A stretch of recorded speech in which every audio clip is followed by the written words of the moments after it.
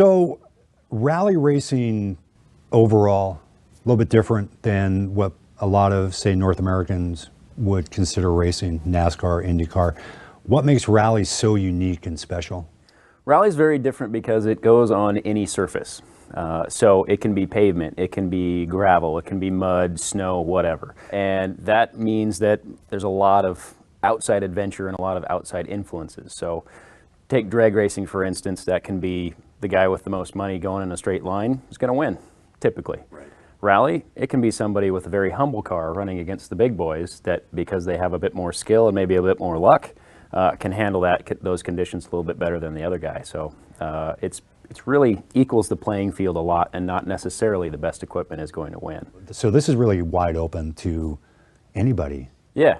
Yeah, the other cool thing about it is production-based cars. So it's a recognizable car on the street. It may be heavily modified, but it is still a car with a VIN number, and you get to drive it on the street. You have to drive it on the street, so it has to remain street legal. So what you're able to do with with a street-based car on a loose surface in the middle of the woods is pretty darn cool. So there's a little bit of durability and survival in it as well. So there's a lot of adventure.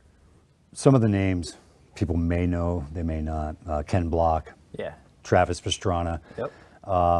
I guess I would consider them sort of crossover drivers because Pastrana does a multitude of different venues. Yeah. But then you get the late Colin McRae, who was phenomenal at rally racing. Yeah. Sebastian Loeb, yep, incredible driver. What makes these drivers so good? Practice. Really?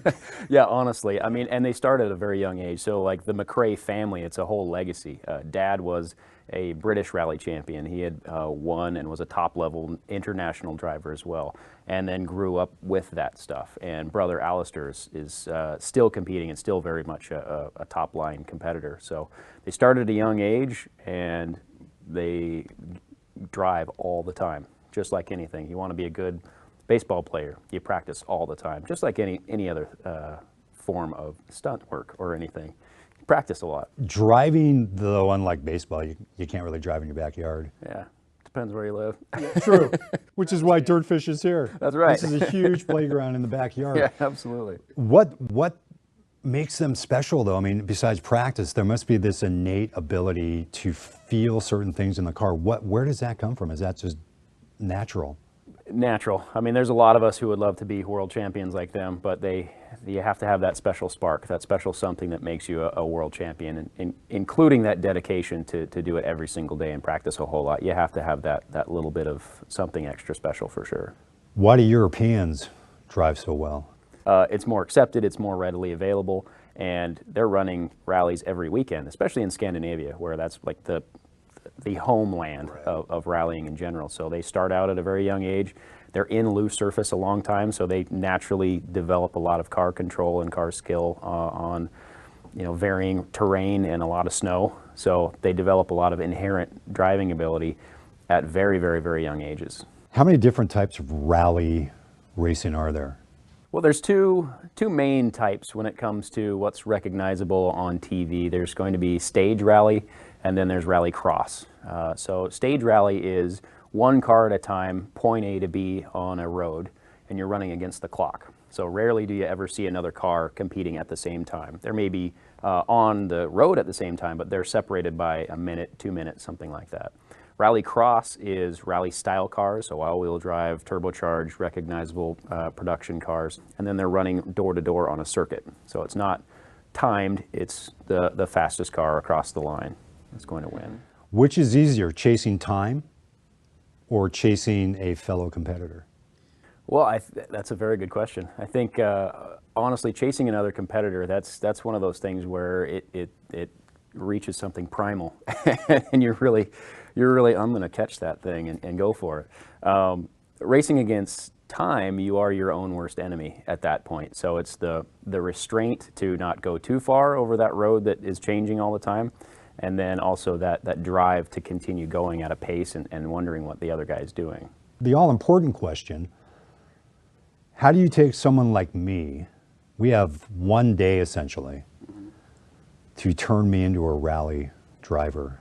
Well, we're going to use a lot of luck. and a lot of crossed fingers. I think I prove a lot of what needs help in the rally car.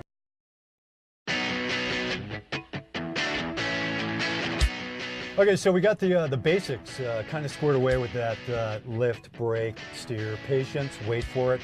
Now we're going to see if we can put that into an actual practice on the track. Yeah, go for it, man. Head straight on in. Yep, headed left here. Yep, short straight, and then a very, very long right coming up. Very long hairpin right. There you go. Short straight here, then a very sharp left. In here, brake, brake, brake, brake. Good, yep. Good. There you go. Nice. Short straight here. It's going to go around to the right. Open up a little bit, and then tighten more to the right. There you go. Opens up a little, tightens more to the right. Good, good. Good. There you go. Gas. There you go. Yep, nice. Straight here, short left into right. Left into right. Good. Short straight again. Braking here, and then a left.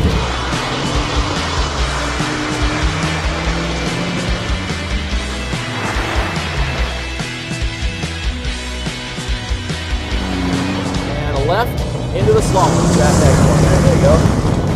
Give ourselves a big wide angle into our slalom. Nice. Yeah, go for it. Yep. On the gravel, left and then right. There you go. Good. There you go. Nice. Good. And around the big cone there. Good. Yep.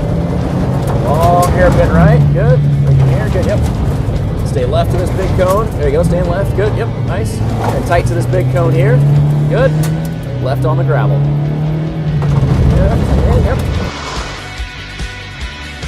Get a little bit of gas here. Smooth. Good. Stand left side over there. There you go. Yep. Beauty straight ahead. Good. Nice. To finish. Nice, man. Very nice. On a tarmac. Good. Ow! I get a high five, brother. How's that? That's good. Real good. It gets the old heart thumping, doesn't it? It's awesome. Good. Nicely done.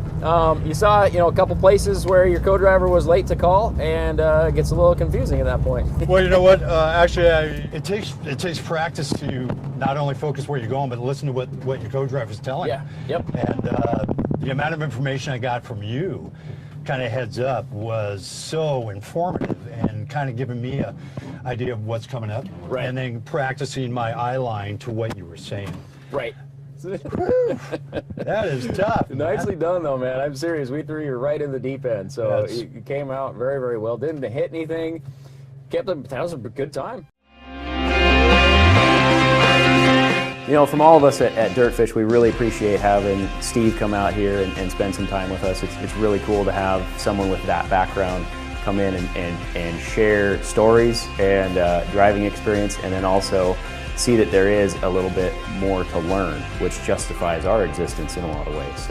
So we love having people of that caliber come to Dirtfish, and it's great to have Steve come back, and we'd love to see him back.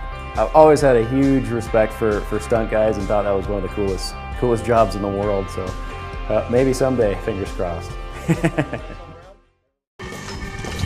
You're getting out's not a whole lot of fun either. No, not at all. No. That's the hardest part right there, actually.